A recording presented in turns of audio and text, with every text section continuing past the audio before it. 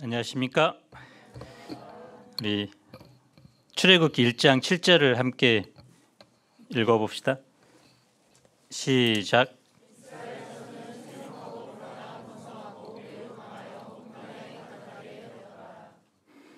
출애굽기는 그리고 이름은 이러하니 라는 말로 시작이 됩니다. 그래서 히브리어 성경은 출애굽기 제목을 쉐모트라고 부릅니다. 이름들이라는 뜻입니다. 그런데 헬라어 성경인 70인역에서 탈출이라는 의미가 정해졌고 그것이 지금 우리가 부르는 이집트 탈출기, 출애굽기로 불립니다. 크게 두 부분으로 나눕니다. 전반부인 1장부터 19장은 이집트에서 종살이하던 이스라엘 백성이 어떻게 하나님의 일하심으로 노예 생활을 청산하고 자유인이 되었는가를 말해줍니다. 후반부인 20장부터 40장은 자유인이 된 이스라엘이 어떻게 하나님과 언약을 맺고 그분의 백성이 되었는가를 말해줍니다. 오늘 본문은 출애굽기 서론으로 이스라엘 백성이 어떻게 노예로 전락하게 되었는가를 보여줍니다. 제1부 번성하는 이스라엘 1절로 7절입니다. 1절로 5절을 봅시다. 야곱이라는 사람을 아시죠? 발꿈치를 잡다라는 이름의 뜻을 가지고 있습니다. 자신의 이름에 걸맞는 인생을 살죠. 형 에서에게 팥죽 한 그릇에 장자의 명분을 삽니다. 아버지 이삭을 속이고 장자의 복도 가로챕니다. 하지만 후에는 외삼촌 라반에게 속고 또 아들들에게도 속임을 당합니다. 그런데 남의 발꿈치만 잡는 것으로 끝날 야곱의 인생에도 하나님의 특별한 은혜가 임합니다. 하나님께 복 받기를 간절히 원했던 야곱에게 하나님은 이스라엘이라는 새로운 이름을 주셨습니다. 그래서 야곱의 후손을 통해서 한 민족을 세우고자 하십니다. 그리고 이제 그 일환으로 야곱이 70명의 가족을 데리고 애굽으로 들어갑니다. 시간은 흐르고 흘러 요셉을 포함해서 이집트에 들어온 1세대는 모두 죽었습니다. 그런데 이스라엘 자손이 이집트에 들어온 지 몇 세대가 지나지 않아 어떤 놀라운 일이 일어날까요? 우리 7절을 다 함께 읽어봅시다. 시작.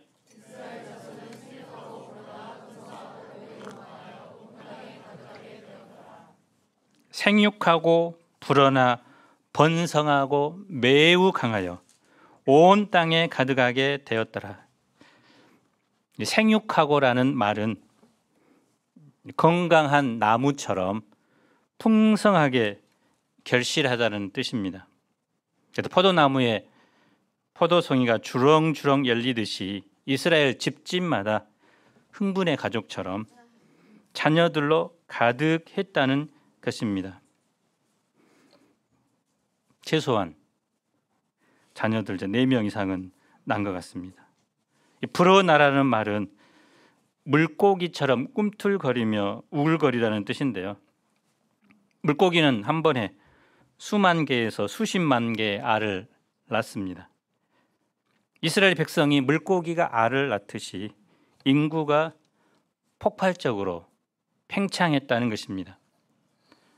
번성하다는 말은 비슷한 말입니다. 기하급수적으로 늘어나다. 또 강하다는 말은 측량할 수 없을 만큼 강해졌다는 뜻입니다. 또 가득하게 되었다는 것은 충만하게 채워지다는 의미입니다. 그래서 고센 땅이 더 이상 일상적인 주거가 불편한 만큼 포화 상태가 된 것입니다. 그래서 인구 밀도가 아주 높아서 더 이상 그곳에서는 살 수 없을 정도로 채워졌습니다. 이 7절 말씀은 창세기 1장 28절 하나님께서 아담을 창조하시고 그에게 주신 그 문화 명령이 실제적으로 성취된 것입니다. 28절을 한번 읽어봅시다. 시작.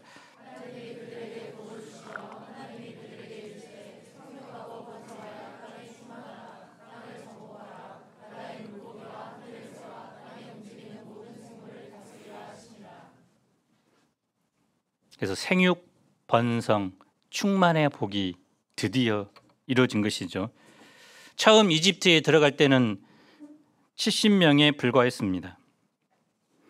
그런데 400여 년이 지난 후에 민수기에 보면 제1차 인구 조사를 했을 때는 20세 이상의 남자만 60만 3,550명이라는 엄청난 숫자로 불어나 있었습니다. 약 남자만 8,622배가 증가했고 전체 인구로 보면 200만 명으로 가정하면 28,600배의 인구로 불어난 것입니다. 이처럼 놀라운 인구 증가는 인구 증가를 억제하는 요소인 질병이라든지 전염병 혹은 전쟁, 천재지변이 거의 없었다는 것입니다.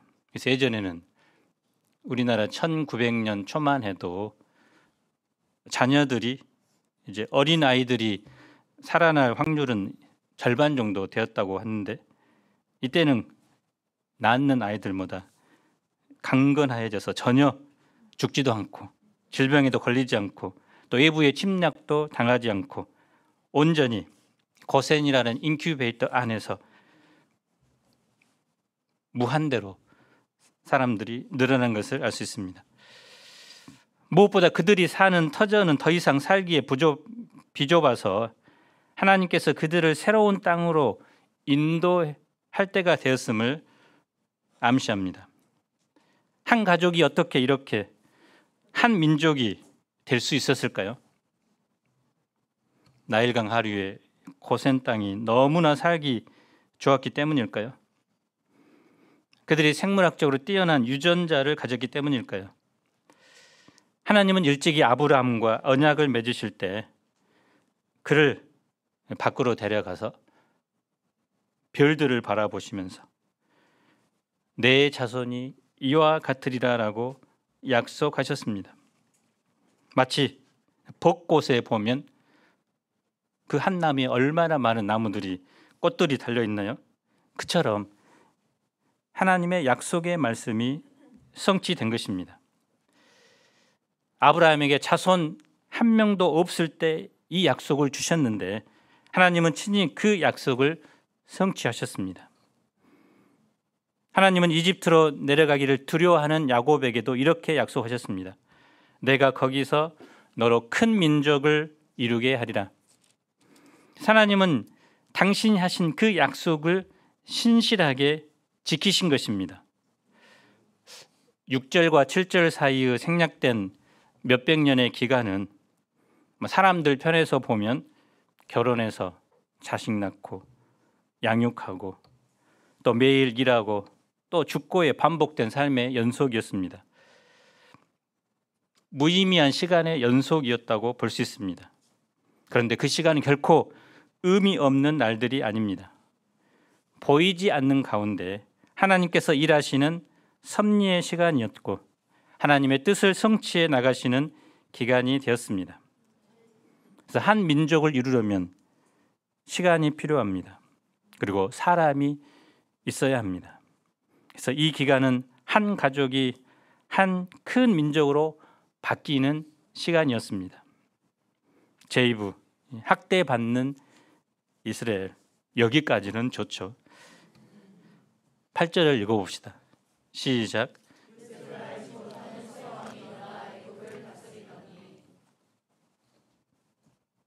긴장감을 심어주죠.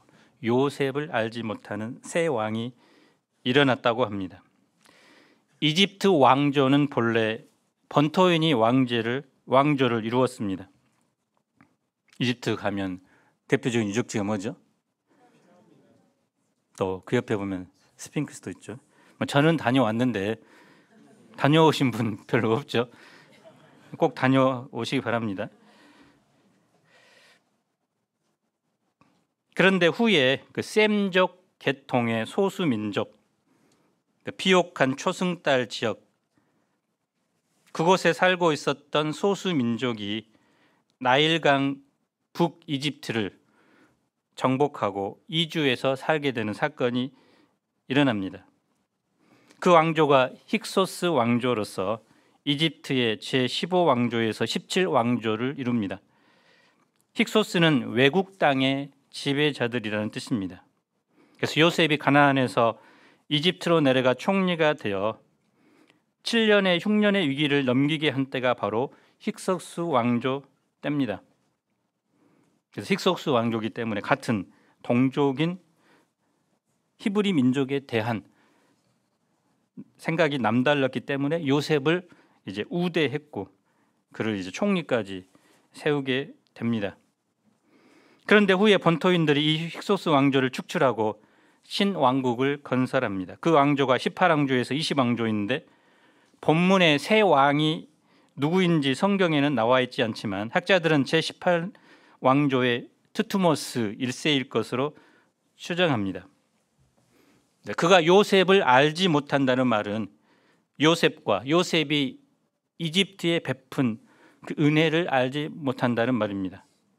비록 요셉이 이집트에서 행한 일들을 어느 정도 전해 들었을지라도 이집트 역사에서 소수 민족이 왕권을 장악한 때이기 때문에 그들에 대한 부정적인 시각이 강했습니다. 특히 새 왕은 이스라엘 민족이 고센 온 땅에 번성하게 되자 두려움을 느끼게 됩니다. 이 민족이 침입해 오면 그들과 합세하여 자기들과 싸우지 않겠는가 생각한 것입니다. 그는 이스라엘 민족이 더 이상 번성하지 못하도록 강제 노동 정책을 실시합니다. 11절을 우리 함께 읽어봅시다. 시작.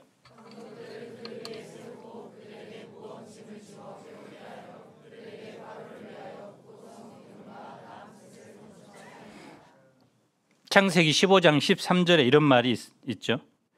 여호와께서 아브라함에게 이르시되 너는 반드시 알라. 내 자손이 이방에서 객이 되어 그들을 섬기겠고 그들은 400년 동안 내 자손을 괴롭히리니 그 말씀대로 된 것입니다. 국고성은 유사시 군량이나 변기를 비추하기에 만든 창고입니다. 그래서 이집트 왕은 양과 소를 키우는 목자를 하루아침에 공사장의 망노동자로 만들어 버렸습니다. 자유민이 하루아침에 노예로 전락한 것입니다. 이 학대가 무려 100여 년간 계속됩니다. 종일 중노동에 시달리고 더구나 그런 삶이 끝이 보이지 않는다면 소망을 잃어버리고 몸도 마음도 약해지게 될 것입니다. 하루하루 살아가는 것이 무슨 의미가 있는가 생각 들면 스스로 삶을 포기하기도 합니다. 삶이 어렵고 힘들 때 자식을 낳기를 여력도 사라집니다. 오늘날 2030 세대의 삶이 어렵기 때문에 청년들의 삶의 한 단면이 바로 결혼을 거부하다라고 합니다. 어느 조사를 보니까 54%가 결혼을 하지 않겠다라고 대답했다고 합니다. 그리고 결혼하겠다고 대답한 사람들 중에도 45%가 아이 낳는 것을 포기하겠다라고 합니다. 결혼 안 하면 집을 마련하고 아이를 낳아 양육해야 하는데 현실적으로 그것이 쉽지 않기 때문입니다. 안타까운 현실이죠. 그런데 2025년에는 그나마 다행으로 이제 결혼하고자 하는 청년들의 비율이 또 아기를 낳고자 하는 사람들의 비율이 점점 올라가고 있다고 합니다. 대표적인 분율이 최안드레 박마리아 목자겠죠. 이집트 왕의 이 정책이 어떻게 될까요? 그의 정책은 오히려 역효과를 내고 맙니다. 12절 상반절을 읽어봅시다. 시작. 이스라엘 자손은 평온한 시기에도 생육하고 번성했는데 학대를 받으면 받을수록 더욱 번성하여 퍼져나갑니다. 남자들은 무거운 짐을 들고 오르락내리락 하다 보니 자연히 운동이 돼요. 근육질의 몸매를 가진 몸짱들이 됩니다. 여자들도 남편을 보내놓고 하루 종일 집안일을 하다 보니 팔뚝이 굵어지고 건강해졌습니다. 힘든 환경 때문에 서로를 위로하고 사랑하는 마음이 더욱 커져서 부부 사이가 좋아졌습니다. 학대가 번성하지 못하게 하는 억지력이 아니라 오히려 자양분이 되었습니다. 여기서 배울 수 있는 교훈이 무엇일까요? 첫째는 고난을 통해 성장하는 역설적 진리입니다. 사실 이스라엘 히브리 민족은 자기의 죄 때문에 학대받는 것이 아니죠. 단지 이민족이라는 그 한 가지 이유 때문에, 자녀들을 많이 낳는다는 이유 때문에 학대를 받습니다. 우리도 마찬가지죠. 우리가 잘못해서 세상에서 미움을 받고 고난을 받기도 하지만 내가 그리스도인이기 때문에, 하나님의 백성이기 때문에 애매히 고난을 받습니다. 그래서 예수님도 세상이 너희를 미워하는 것은 세상이 나를 미워하기 때문이라고 말합니다. 그런데 우리는 실상 내가 지금 당하는 이 고난이 잘 이해가 되지 않을 때가 많습니다. 그리스도인으로 당하는 고난뿐만 아니라 실제적으로 삶에서 당하는 고난들이 너무나 많죠. 왜 나는 시험 보는 족족 떨어지는가? 하는 일마다 실패하는가? 가는 곳마다 사람들에게 시달림과 따돌림을 받아야 하는가?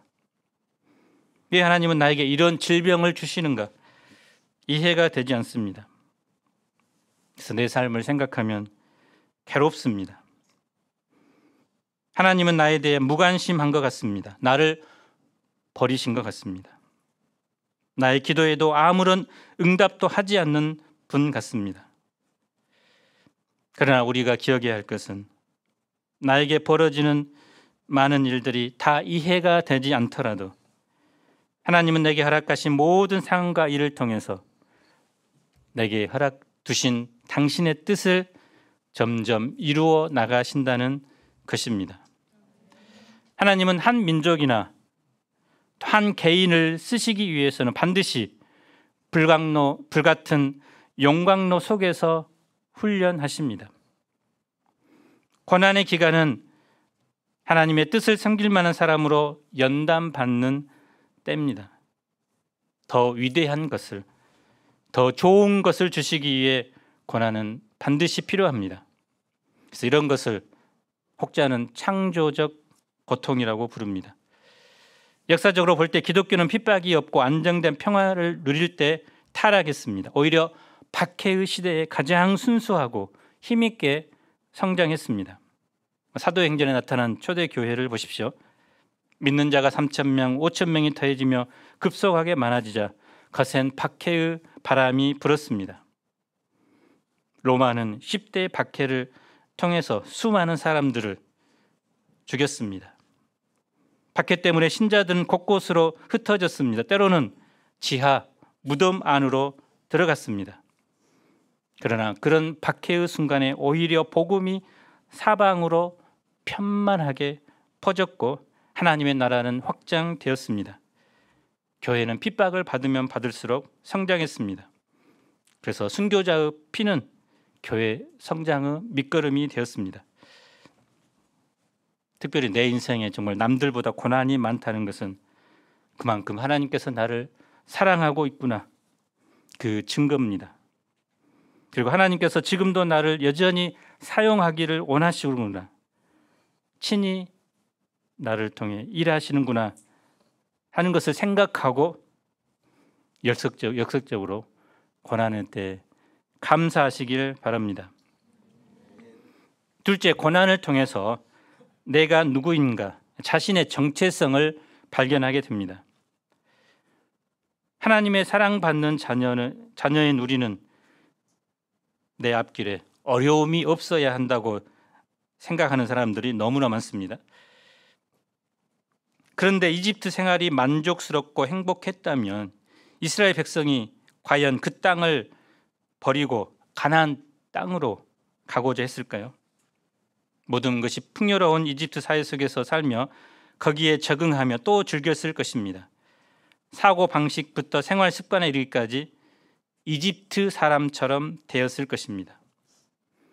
하나님은 이런 그들에게 바로의 학대를 허용하셨고 이집트가 결코 그들이 소망을 두고 안주할 곳이 아님을 깨우쳐 주셨습니다. 바로의 학대를 통해 약속의 땅에 대한 소망을 갖도록 하신 것입니다. 하나님이 보실 때 그들은 어떤 존재입니까? 원래부터 노예입니까? 이스라엘의 정체성은 무엇입니까? 출애굽기 19장 5, 6절을 우리 한번 읽어봅시다. 시작.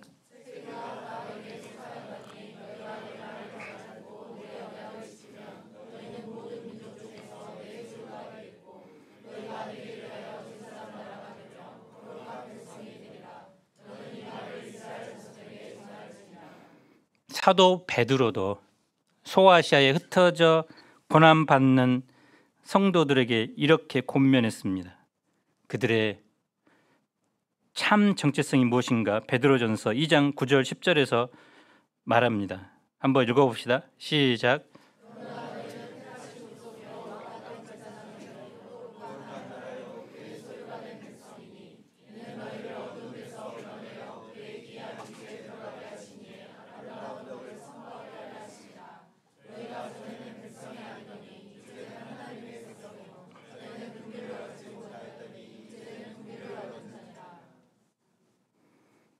이집트 땅은 이스라엘 자손이 큰 민족으로 만들어지는 그런 인큐베이터에 불과합니다.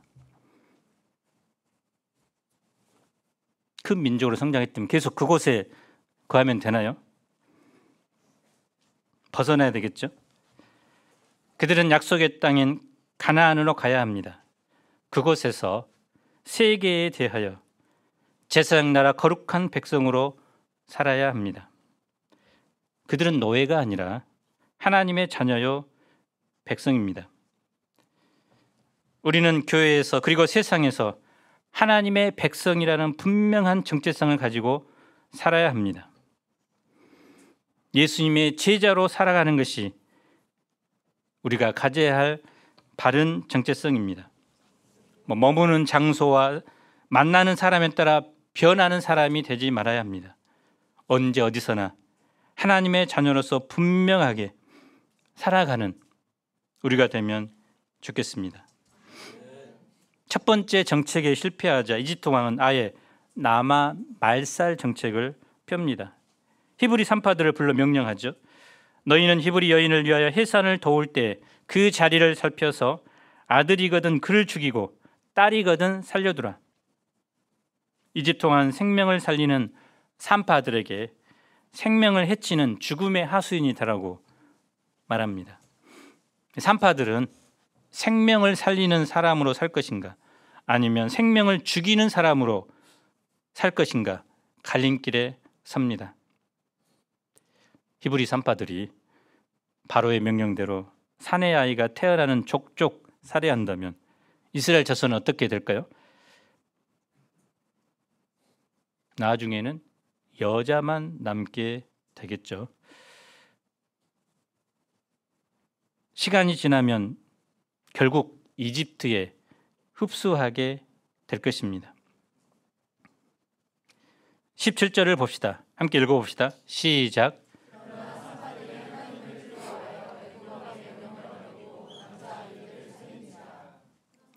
산파들은 이집트 왕의 명령을 어깁니다. 그리고 아기들을 살립니다. 이집트 왕은 신과 같은 존재로서 왕에 대한 항명은 곧 죽음을 말합니다. 그들은 죽음을 무릅쓰고 남자아이들을 살린 것입니다. 그 이유가 무엇일까요? 17절, 21절에 보면 두 번에 걸쳐서 산파들이 하나님을 두려워하여 그리고 하나님을 경외하였으므로라고 말합니다. 이집트 왕의 명령도 두려웠지만 산파들은 하나님을 더 두려워한 것입니다.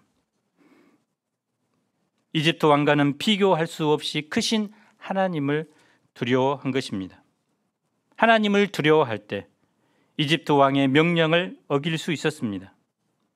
그래서 하나님을 두려워하는 사람은 결코 사람을 두려워하지 않습니다.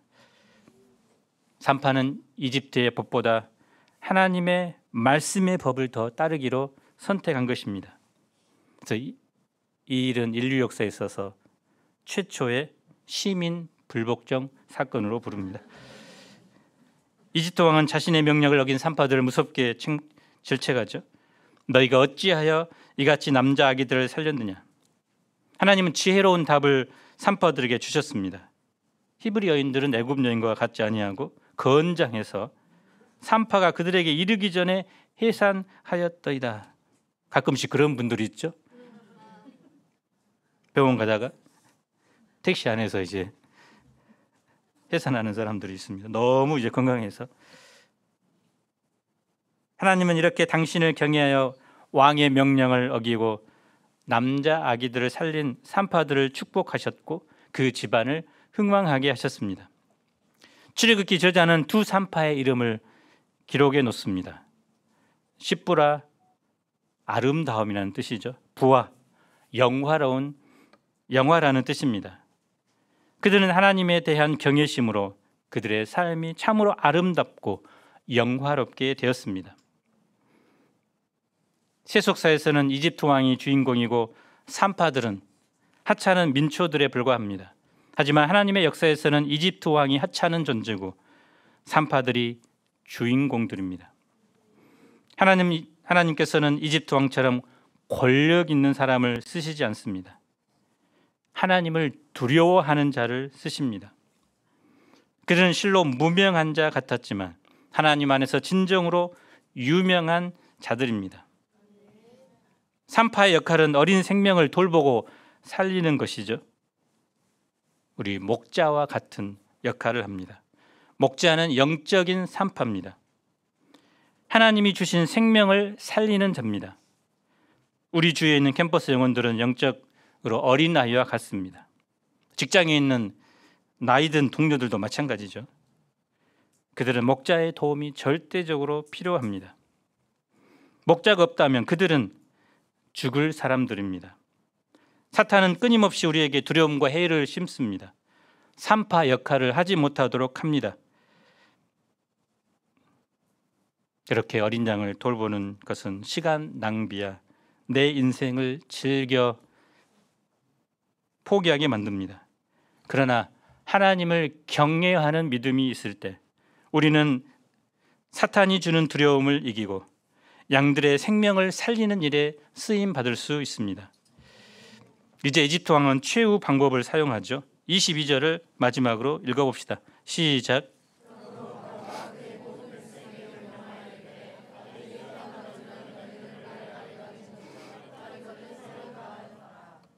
우리 산부는 정말 아들들이 많은데 그 시대에 살았다면 정말 슬프겠죠.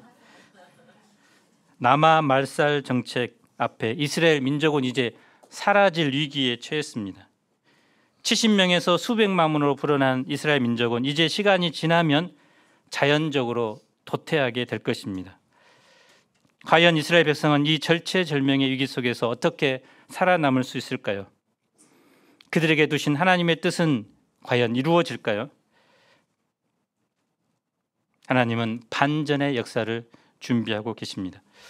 오늘 말씀 속에는 하나님이 직접 주어로 등장하지 않습니다. 그러나 이스라엘 백성이 번성하고 학대를 받는 가운데서 보이지 않는 하나님은 일하고 계셨습니다. 이스라엘 백성은 학대를 받을수록 더욱 번성하고 퍼지게 됩니다. 우리 인생도 마찬가지입니다. 고난과 어려움 속에서도 하나님은 우리에게 두신 당신의 뜻을 이루어 가십니다. 고난을 통해서 내가 누구인가, 내가 하나님의 백성, 예수 그리스도의 제자인 것을 발견하게 하시고 나를 성숙시키셔서 하나님의 위대한 일을 하게 하십니다. 우리가 고난과 학대 가운데 있는 분들이 오늘 말씀을 통해서 나를 통해 일하시는 하나님을 깊이 만날 수 있기를 간절히 기도합니다. 기도하겠습니다.